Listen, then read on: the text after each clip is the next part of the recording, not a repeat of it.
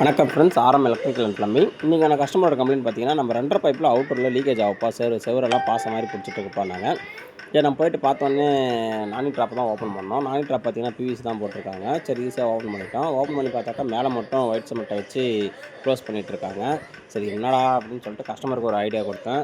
4 inch பைப்பை cut பண்ணி வச்சுட்டு, அதுக்கப்புறம் அது மேலே ஒயிட் சிமெண்ட்டை தடவிட்டு, அப்புறம் இந்த டபுள் டோர் ஜாலோட பெனிஃபிட்டை சொன்னேன்.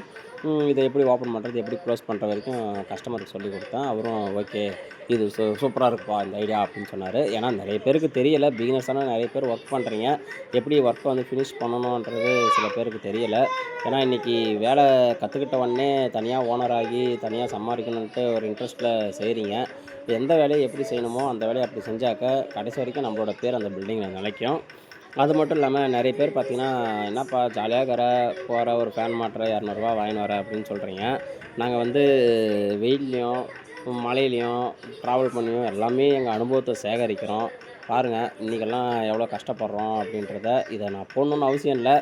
எங்களுடைய அனுபவத்தை நாங்கள் சேகரிச்சுட்டு, அந்த அனுபவம் ப்ளஸ்ஸு பெட்ரோல் சார்ஜு, எங்களுடைய லேபர் சார்ஜ் சேர்த்து தான் நாங்கள் கேட்குமே தவிர, மற்றபடி வேறு எதுவும் அதிகமாகலாம் கேட்க மாட்டோம். எல்லோரும் சேஃபாக ஒர்க் பண்ணுங்கள். வேலையை தெரிஞ்சுட்டும் ஒர்க் பண்ணுங்கள்.